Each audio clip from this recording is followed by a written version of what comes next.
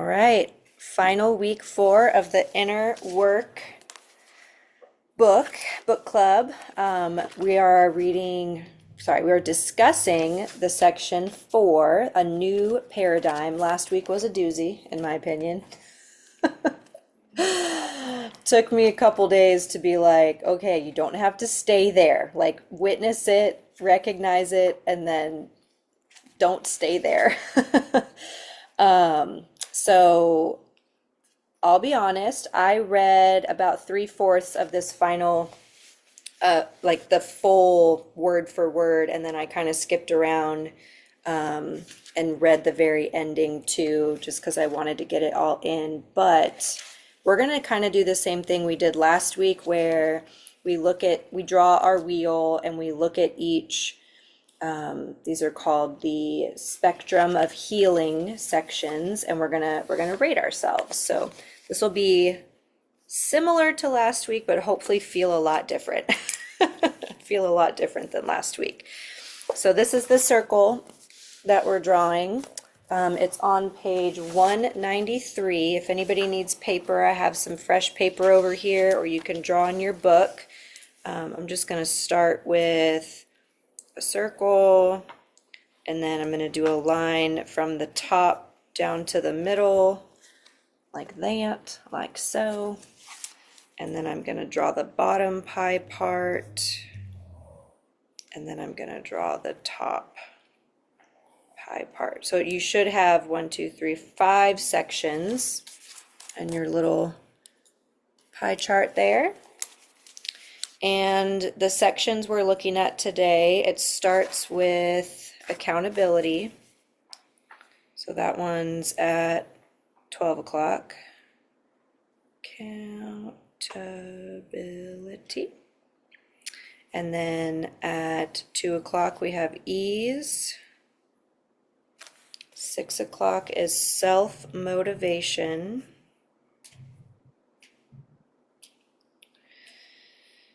What is this? 8 o'clock, 7 o'clock, acceptance. And then at the top, 10 o'clock, we have understanding.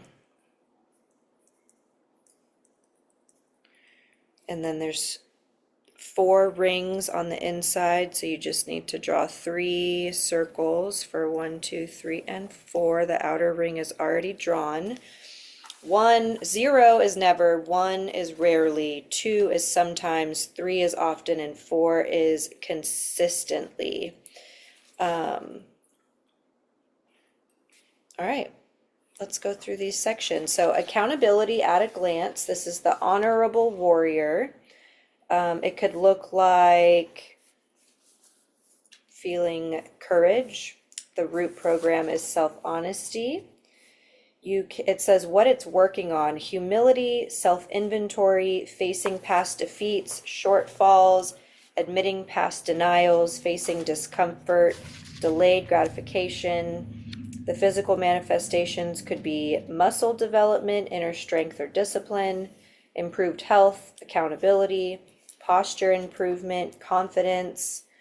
The approach to challenges in this, what do we call this, spectrum, is do whatever it takes with honor and integrity. It says thoughts could sound like, my word is my bond, I fulfill my duties, fight for what you believe in, or fight for what you believe is righteous or right, live with honor, protect innocence and freedom. And the affirmations, to ascend, which would mean to go higher. So to get past accountability, I'm going to skip that part. All right, what are we thinking here, guys? What do you rate yourselves? Accountability at a glance. Rarely, sometimes, often, or consistently? Probably often. Often? This last month has been off. Often? Yeah. Reading this Right. book often. I know. Yeah. Debbie? I would say I'm a 4. I'm pretty consistent with my duties and being accountable for my actions and things. Yeah, I would agree with you. I would if I were rating you, I would rate you a 4 as well. Thank you. I'm gonna give myself like a 3.5. I feel like I do spend a lot of time here for sure. Especially this time of year, like after like the new year starting and spring is almost here. I feel like it's definitely present this time of year. Was there anything in this section that you guys wanted to talk about or really stood out to you? Hey Teresa, we're on the accountability section, page 194. We're drawing our little spectrum of healing and rating ourselves.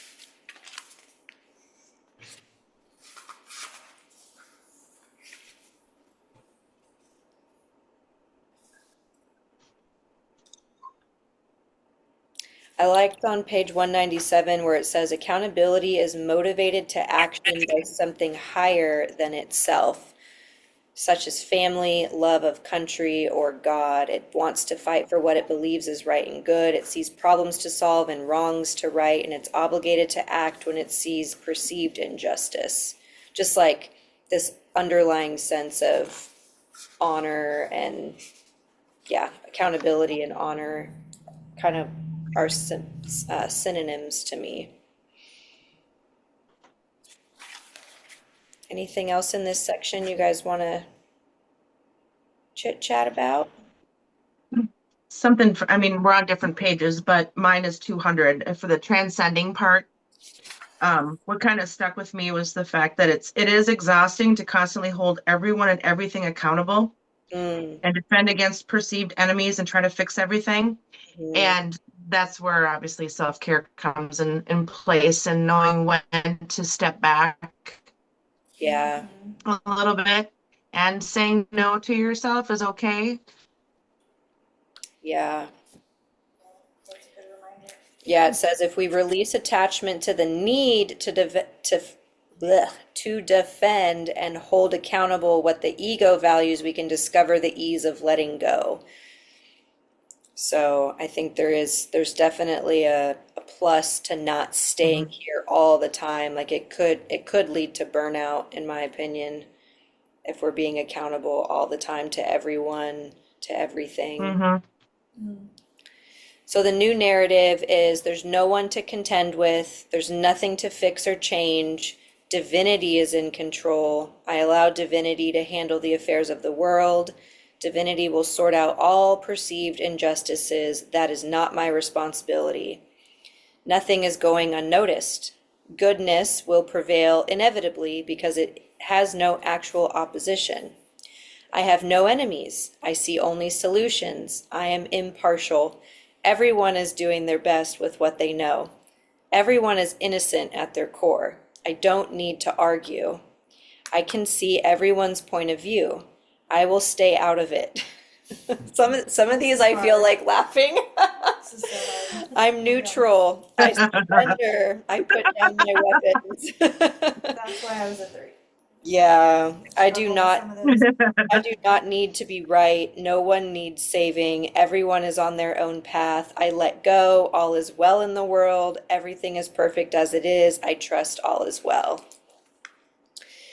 It all Yeah. sounds good. It all sounds good. Yeah, I love the new narratives in this book. Yeah. Like I feel like I just want to keep this book available for the future and just be like, okay, I'm struggling with this. What's my new narrative? Seriously. To just pop out of it.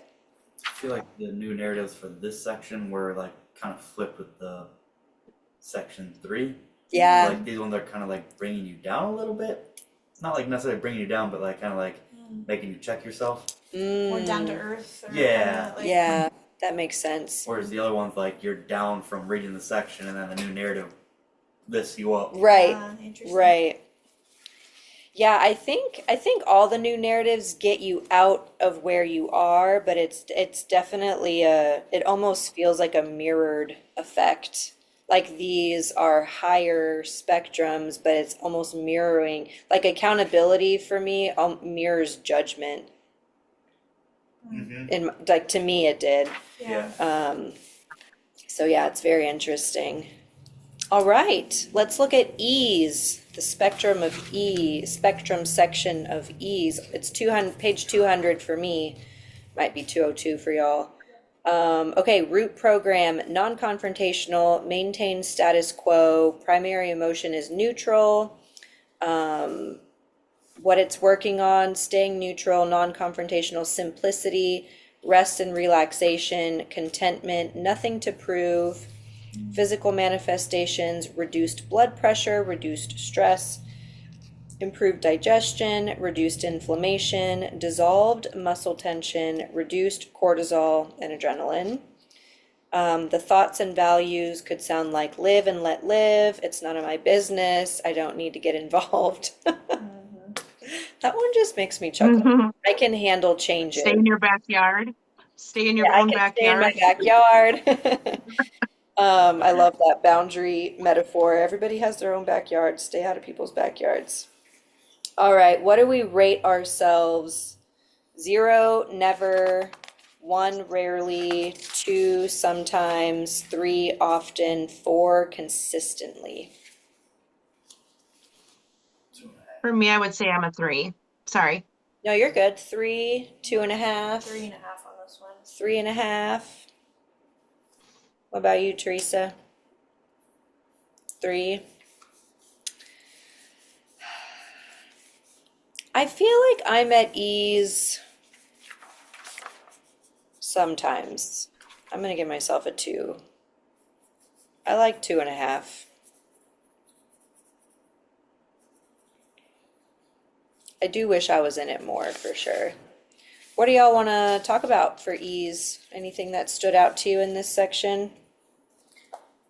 Like competitiveness comes up for me, like being non-competitive. That's why I was like, I'm more of a type B personality. I'm not as competitive, so that's why I feel like I resonate a little bit more with this. Yeah, But people that are more type A might have a harder time with it. That was my thought that came up. yeah. I don't know if anyone else had that thought. Me, type A, I agree. That's where you're a 2. I think that's why I'm a 2. I'm both, like type A and type B. Okay. Yeah. And that's why you're like right in the middle? Yeah. Yeah. I feel that push pull. Like I desire ease and at the same time I like don't let things go easily. So the live and let live, I'm like, what is that? Like, What does that what am I mean? living in? What am I letting? And it's none of my business. I do like that. I'm in line with that value. It's none of my business. What I really liked, and again, I'm always reading the transcendence part, but Yeah. while accountability participated out of duty and responsibility, the next stage of evolution is to participate with a willingness and self-motivation to share our gifts and talents out of gratitude and the joy of inspiration. I really like that. Yeah, I really like that too. The eagerness to continue self-development for the sake of uplifting I ourselves. think that if you have that balance, Yeah. It's more rewarding than maintaining the status quo. I think we have a little bit of a delay. Let's Yeah. read the new like narrative. there's a good balance. You can have a good balance of both. Yeah. So the new narrative on page 205 is I want to be the best version of myself. I want to positively impact the world. What I do matters. I have something unique to give. I have talents to share that were given specifically to me. I uplift others. The more I give, the more I enjoy. My involvement benefits the world. My dreams and ambitions were given to me for a reason. I have a unique purpose. I am motivated. I am inspired. I am needed. I am driven.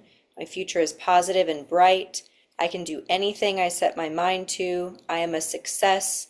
My life is a success. I am talented. I am capable. Anything is possible. I have no limits except the ones I place on myself. Yeah. It's reminding me of one of the wounded.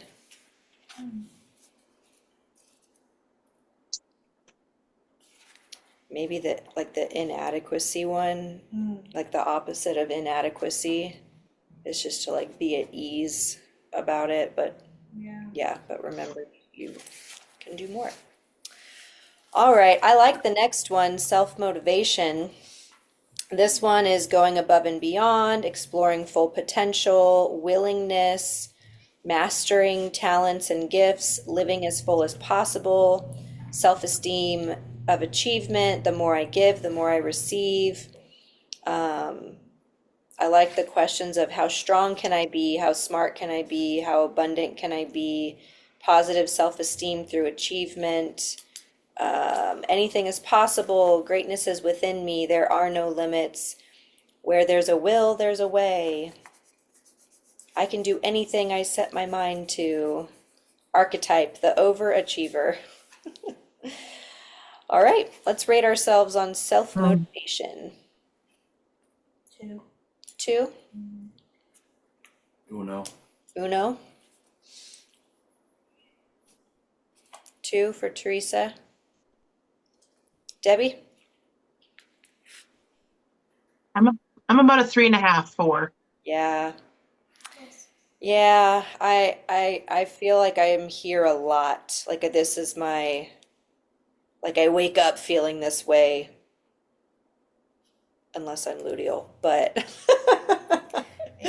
Like me, Um, that's what I'm going to. yeah, 3.5, 4 for self-motivation, but I will say it can feel kind of exhausting. Let's look at this section. Did anything stand out to you guys, or do you want to talk more about a certain part for self-motivation? I think maybe the overachiever kind of turned me off, like the actual word. 'Cause Yeah, I feel like it's almost like that feels not healthy to be an overachiever. yeah, Like I get like a high achiever, maybe that resonates better, but like Yeah. overachiever being to me almost is like you're doing too much yeah. and you're not setting enough boundaries or you're not resting enough or I don't know. That's what came up for me when I read that. It's almost the mirror of overwhelm, like the mirror feeling of Yeah. this overwhelm over here, because you can be doing until it's too much. Yeah. Or you could be an overachiever to try to prove that you're worthy of something, or you know what I mean? Like that, the insecurity Oh, wound yeah. kind of comes up too Yeah. for me. That resonates with me too. Does it? Yeah. Yeah. Yeah, so let me find the part.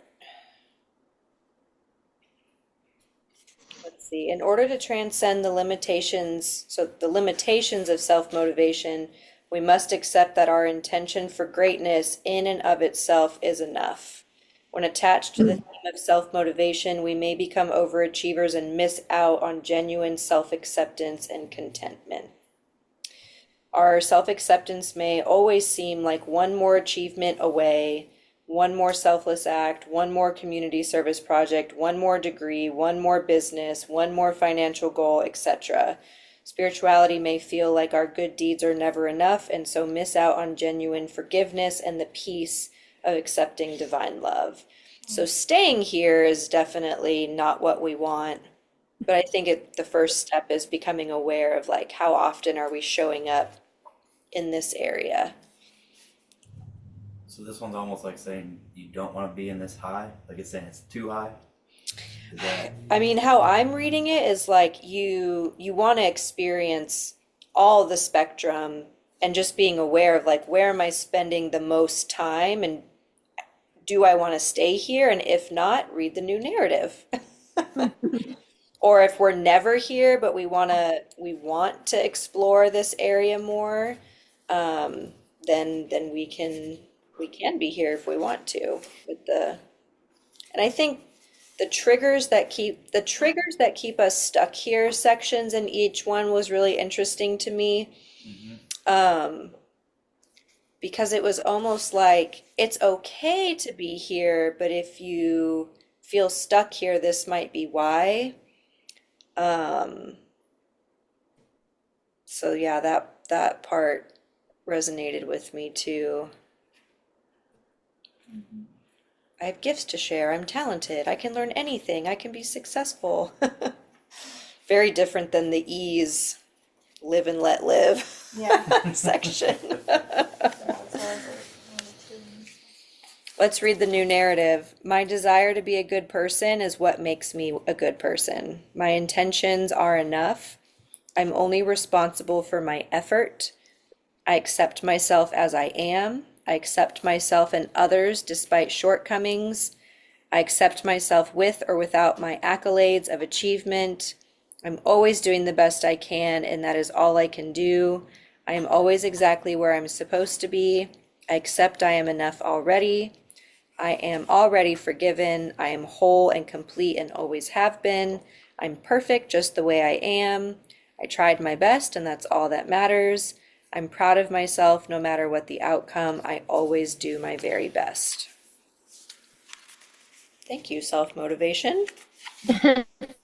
Moving on to acceptance. Mine's page 212. I am enough. I don't need to know the why or the how. Grace is the primary emotion. Self-validation instead of result-driven validation. Compassion, forgiveness, accepting limits of humans, being present with what is, non-attachment to results. Let's see, extreme reduction of stress, freedom from pressure to perform as a source of worth. Radiance, vitality, 100% effort, and also 100% non-attachment to results. What I know is I don't know, and that's okay. I accept the limits of being human. We're all doing the best we can with what we inherited. All are worthy of forgiveness and compassion. Let's rate ourselves. 0 to 4. I'm gonna go with 3 on this one. A 3? 3. 3?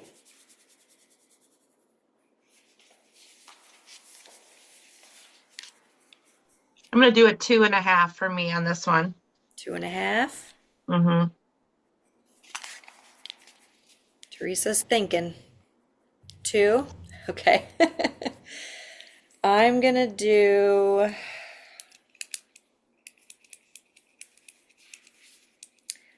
Yeah, I feel like I'm a 2.5, 3.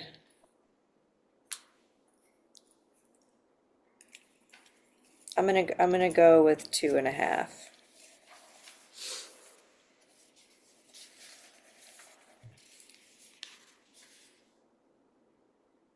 feel like I slide back and forth in this section.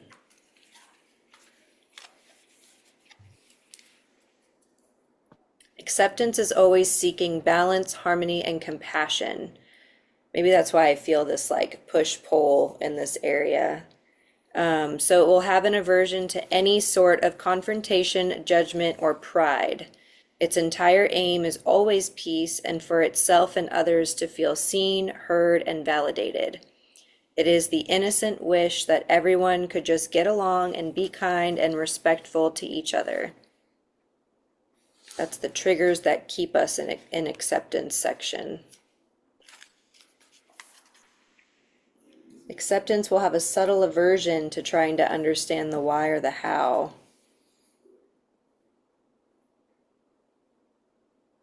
Anything y'all want to talk about in this section?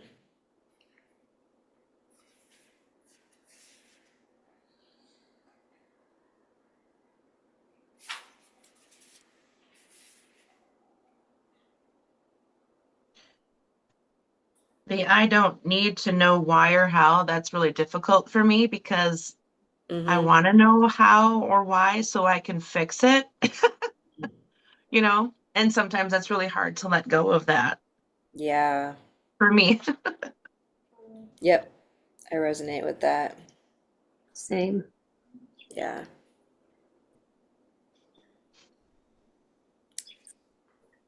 Yeah, it says acceptance will have a subtle aversion to trying to understand the why or the how. This comes from the belief that needing to understand is synonymous with judgment or pride and will lead to confrontation, especially in the form of using knowledge as a form of power over others. This aversion to seeking to understand is blocking it from an even grander expression of the joy and love of life.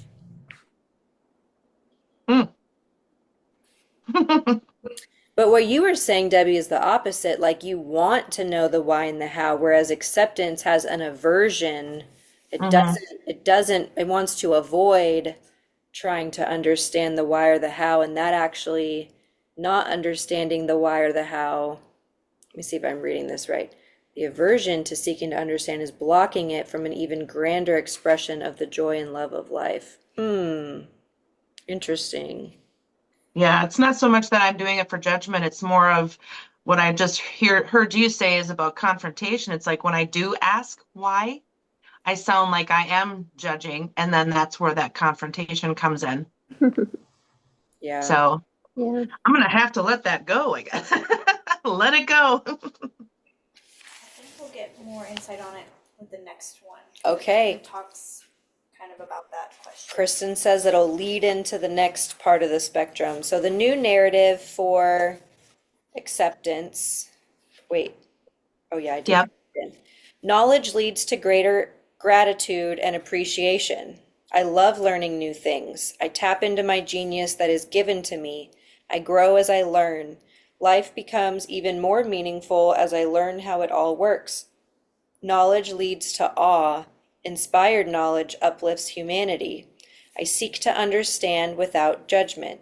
Understanding brings wisdom and peace. With wisdom, I can be of greater service to myself and others. Understanding is to care and heal. I seek to understand myself and others with compassion. I am rational. I make wise choices with reason and logic. Rationality benefits myself and others. Reason and logic can transform the world through inspired invention and discovery. True knowledge can cure the suffering of the world.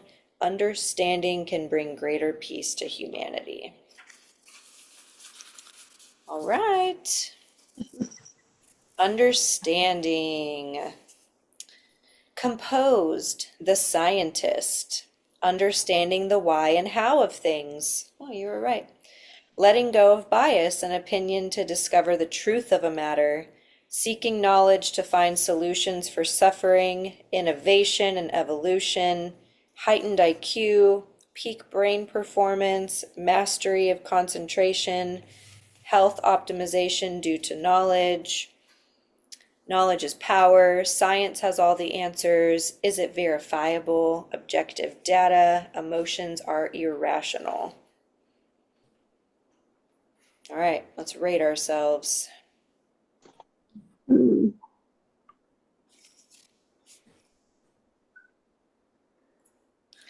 I feel like I spend a lot of time here. 3.5. 3.5 for you? I'll say 2, probably for me. 2. I'll say 3.75. 3.75. Mm. I'll say 2 for me. Am I on? 2? Yeah. Heard ya. 2.5. Yeah. I'm a solid 3, maybe even close to a 4. I haven't been reading them out loud, but the media choices too, documentaries, psychological, thought-provoking, latest research. I do love to learn, and the like health optimization due to knowledge. I'm constantly learning something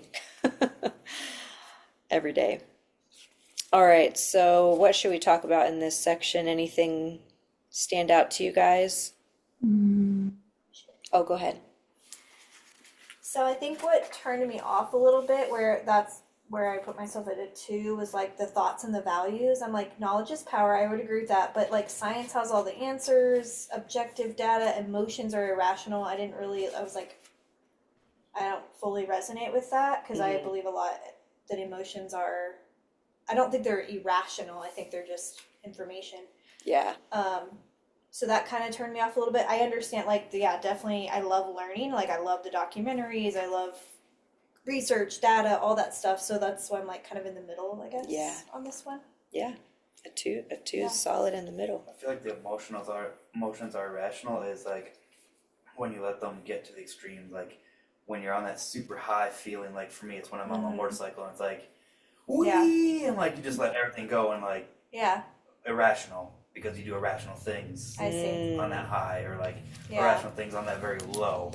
I wonder what the How I definition of irrational Kind of is. took that, I Yeah.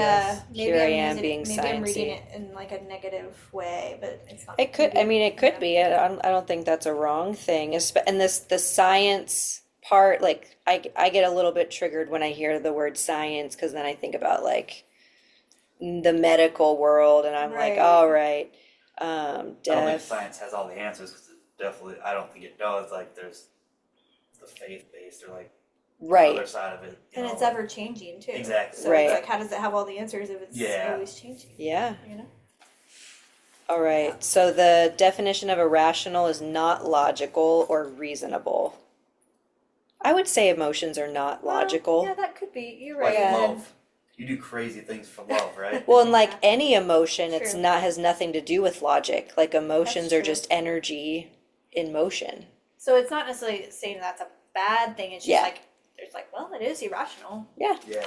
But Okay. you didn't resonate with it Yeah. out of 4, and that's okay. That's Yeah. good. I think this is all just very like the biggest thing I've learned reading. I think I've read hundreds of self-development books now, and they all have this same thing of awareness. It's all Yeah. about your level and willingness to open up your awareness more. And I think if we can like read about it and then rate ourselves, we're doing the work. Like we're Right. becoming aware of ourselves and looking at it against like what we already know, what we think we might know, what others know, and I think it's a really cool thing to be aware. And willing to change your mind. Yeah, willingness and Okay. awareness for sure. This was one of the sections that I kind of skipped through, so I didn't not read it at all. So let's read the new narrative here. It says, all thoughts are impersonal. I am not my thoughts. I am that which is observing my thoughts. My life is a gift from something beyond my understanding. All the answers are given to me. My heart knows more than my mind. I believe and have faith. I believe in the goodness of life. Just because I can't comprehend it doesn't mean it isn't real. There's so much more that meets the eye, than meets the eye. There are entire spiritual realities beyond my limited perception. I rely on belief and faith to guide me. Some things can't be explained. Love is the most logical choice. Consciousness is all there is. I surrender to something higher. I open myself up to the great mystery of creation. Divinity is the source of my existence. I trust that I'm always being guided. Reality is subjective. There is unlimited possibility and potential, like the science thing. Yeah. I am a spiritual being having a human experience. I love that. Yeah. I love that. All right. So that completes our spectrum of healing, right? That's what it was called, the spectrum of healing. The other one was the wounded consciousness spectrum. So the end here is the true freedom and lasting happiness, and this also has the like rate yourself on a scale of 0 to 4, but it's just 2 sections. So I'm gonna draw mine real quick on here. Doing great on time. So on one half of the circle we have love and inner peace. And on the other half of the circle, we have freedom and happiness. Have y'all ever seen the Pursuit of Happiness movie? Mhm. I always think about that. Good movie. I love that movie. Will Smith had some great movies was that the 90s? I feel like that was the 90s. Early 2000s. Early 2000s. 2000s. Yeah. So the wounded spectrum was the 3D. I don't know if you guys saw this, was 3D reality. The healing spectrum that we just completed was 4D reality. And now we're in the themes of enlightenment. We've transcended to 5D reality. And it says here 5D reality, self as spirit, ecstasy, unity mentality. This is probably really judgmental of me, but I always think of like those 4 or 5 day raves where everybody's just like not here. That's what that's what I think of when I hear 5D. So let's look at the love and inner peace and then rate ourselves. I am the source of love, peace, and happiness. It's the archetype is the saint. The primary emotions are gratitude and serenity. It's working on loving self and others, being peaceful within and uplifting others, creating the most loving world, connecting with divinity and ultimate source of love.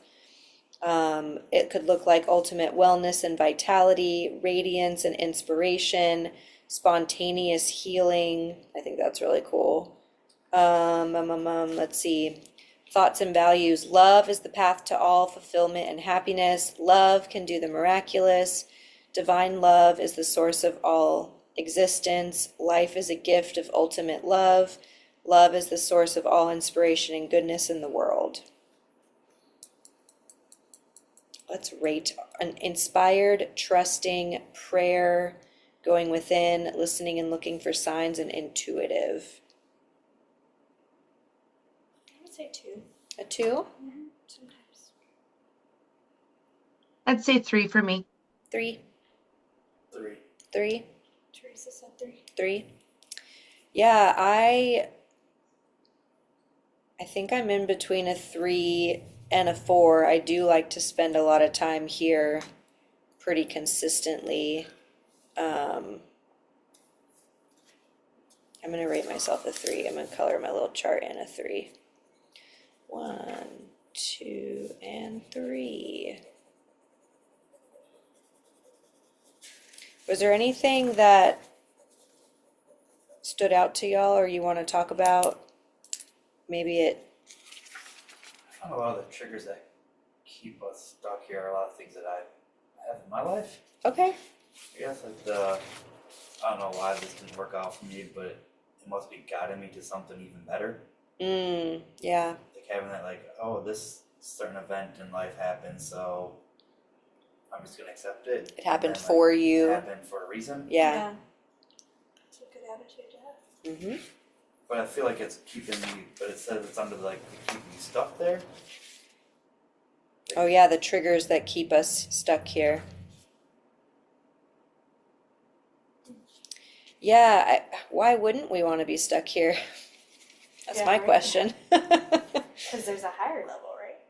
I don't think No, so. this is the highest level. think but these- I think Oh, it's I like thought- These two are the high, like these two are the So highest does it go in a two. hierarchy though? So Yeah. the next one, The next the one's true the happiness. yeah. So it wants to get you to true happiness or true freedom and lasting happiness. Yeah. Yeah. I also, there's a quote at the very end of the book I'm going to read to y'all, but I wonder if we're not supposed to stay in any one section all the time. Ooh. Like we're not supposed to be in any one section Ooh. all the time. Because we're human. Because we're Yeah. human and there's a, yeah. Yeah. Yeah. that's part of the experience is being able to go onto the different spectrum. Yeah. Mm. Experiencing all of it. And you're saying that like all the way down to the negative, all the way up to the Yeah. 5D. Yeah. I like that. Yeah. It says the new narrative is all is love, all is divine, all is perfect, all is self, all is equally lovable just for existing. Divinity is everything and everyone. Preferences are only coming from the ego. Nothing is better or worse. There is only eternal existence. There is no such thing as death. The void is an illusion and not an actual reality. Consciousness is all there is. All experience is within my consciousness, and my consciousness is pure love. Consciousness is free to choose to accept love or to reject it. I can choose to accept eternal love. I feel like if we stayed in this all the time, we'd be really disconnected from like what's happening in front of us, which is why I think of those like raves out in the middle of nowhere or people are tripping. Been there. All right, let's look at the true freedom and lasting happiness. Um, it doesn't have it doesn't have a page like all like the 2 pages like everything else. All it says is the mystic, all is love, all is divine, all is perfect, transcendence and bliss. Let's rate ourselves. Never, rarely, sometimes, often, or consistently. For me. Rarely, Yeah. So 2. sometimes. Hmm. A 2.5 to 3. Sometimes, often. I feel like it's like getting stuck in like you can get stuck in those two realms. Like Yeah. it's not a good thing necessarily. Yeah. I don't I'd say know. 2. This one got me. Well, look at it here. Well, go ahead, Deb. What were you gonna say? I was just gonna say I was about 2, 2.5. 2. Yeah, I think I'm a 2. On at page 239 for me, it's like right under the start of true freedom and lasting happiness. It says, thus, the acceptance of true freedom and lasting happiness requires accountability to face our hidden attachments and wounds, seeing our ego, inheritance, and the impartiality of ease, self-motivation to exercise discipline, to see our inner work through acceptance, that all is as it should be for reasons unknown to us, understanding to see love as the wisest and most enjoyable approach to life. And as we embody love and inner peace, it evolves into unconditional true freedom and lasting happiness. So it's like we have to experience all of it to even get to this point. It says on the other page, 241, from a higher perspective, it is actually all the same self. There are no actual opposites or dualities that contend with each other, only the perception of such that the human mind created. For example, there's only divine love. Oh, there's a train. The train's agreeing with us. There's only divine love or rejection of it, which the mind has labeled as evil. But this labeling process, could you not? This labeling process of the mind has created the illusion of something actually separate from divine love, which is only a mental projection.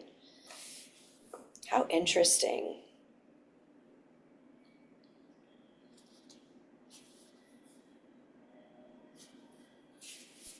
Notice in all these examples, there is only one variable that we either accept or reject, and so it is with the divine mystery, one self that is being perceived as separate out of choice. Wow. On page 231 on mine, Uh-huh. a little line says, true freedom and lasting happiness comes from awakening to the realization that it is not the perception of opposites that is the source of our suffering. It is our attachment to them being real that is causing us to fall from Eden. Interesting. Yeah. So interesting. I liked this. It's page 244 for me. It says the final surrender. Yep. Transitioning into non-linear spiritual reality requires letting go of belief systems that our mind has been reinforcing our entire lifetime. So instead of that linear of like top to bottom, 3D to 5D, I like looking at these wheels a lot more, like visually. To let them go now seems absolutely foolish to the ego mind. It tries to convince us, I've kept us alive this whole time. Why would you abandon me now? I'm the reason for all your progress. You're being irresponsible. If you stop listening to me, ego, you will die without me. I am you. I've been doing all these things for us. I'm your best friend. I've been thinking of all these plans and keeping us safe from enemies. I keep you alive. You can't trust or believe in anything other than me. It's dangerous if you don't listen to me. You're being irrational. You need me. So I'm summarizing, like, the whole point of this book is to kind of look at where the ego is showing up the most and letting go in those areas. Yep. To go beyond the ego as the source of our life is to consciously accept the notion of death and face the existential fear of a perceived end. The ego can only imagine death as a void of nothingness, whereas the true self experiences death as only a transition. Very, very interesting. I highlighted that one. Did you? Yeah.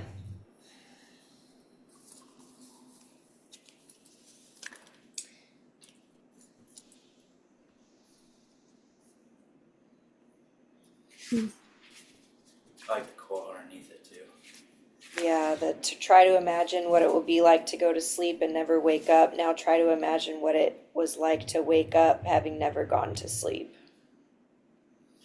Cause like that's what trips me up a lot. Like you go to sleep and like if you don't have a dream or anything, then you just wake up and it's just like that. Like where'd you go? Yeah, Mm.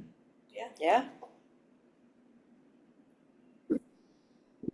It's all a simulation. I was gonna say, I pretty much always dream. Do you? I mean, even if I take a cat nap, I dream. Yeah, Do you that's really? cool. Yeah. Yeah, like today I napped here and it was like 20-minute nap and I had a dream. That's pretty Wow. cool. Yeah. I like never dream.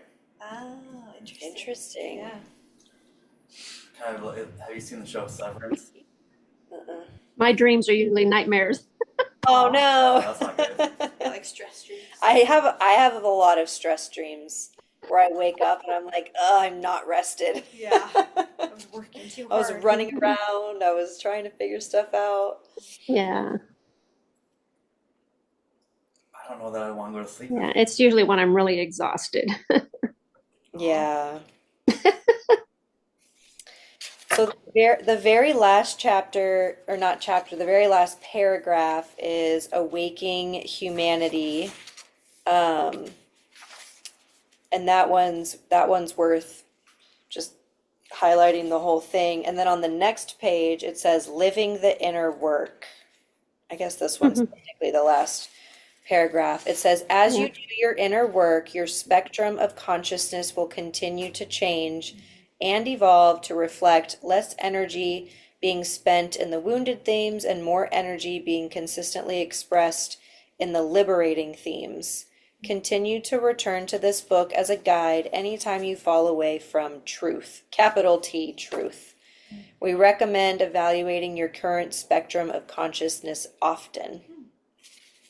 And then on the next page, it's got all, like the entire spectrum all on one wheel, but it doesn't go in order from top to bottom.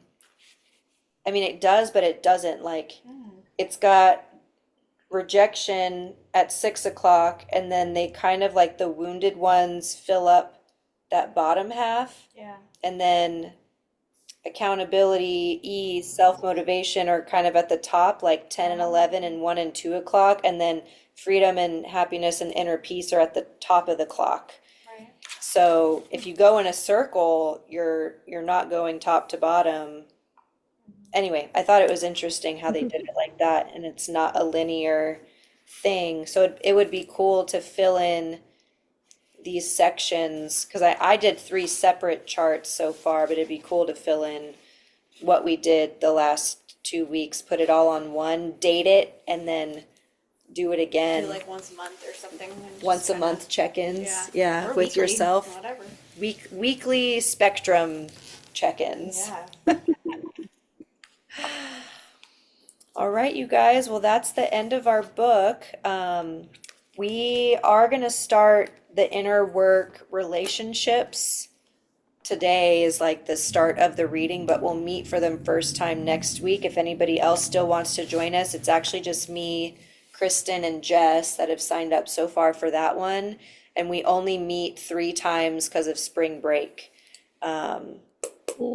So if anybody wants to join, the Google form is it's in our chat, our group chat. So I might have taken it down from my link tree. I'll fix that. And we're not gonna meet in person for that one. We're just gonna do Zoom for that one since it's a small group of us. If anybody wants to Yeah. jump in. And I want to make a note too, because I struggle with it. I was like, do I need to have my partner on board for this? And then I was like, no, I have relationships with multiple people. Like, it's not just about having a spouse or a partner. I think it's like for all relationships, is the sense I get at least. Cool. So- Yeah, I would agree with that. So I don't think you necessarily have to join with your partner, or if you don't have a partner. Right, it's not you could still required. do it. Yeah. Yeah, That's what I feel like at least. yeah. Do y'all have any questions about the next book club? While we're here? No? Okay. All right. Thank you, guys. Thank you. Thank you, Melissa, for facilitating this. It's Thank my you. pleasure, my pleasure. And I'm gonna get the sound bath ready and go live on Facebook if anybody wants to tune in for that. Nice to meet everybody. Yep. Yes. Take Bye. care. Bye, everybody. Good night.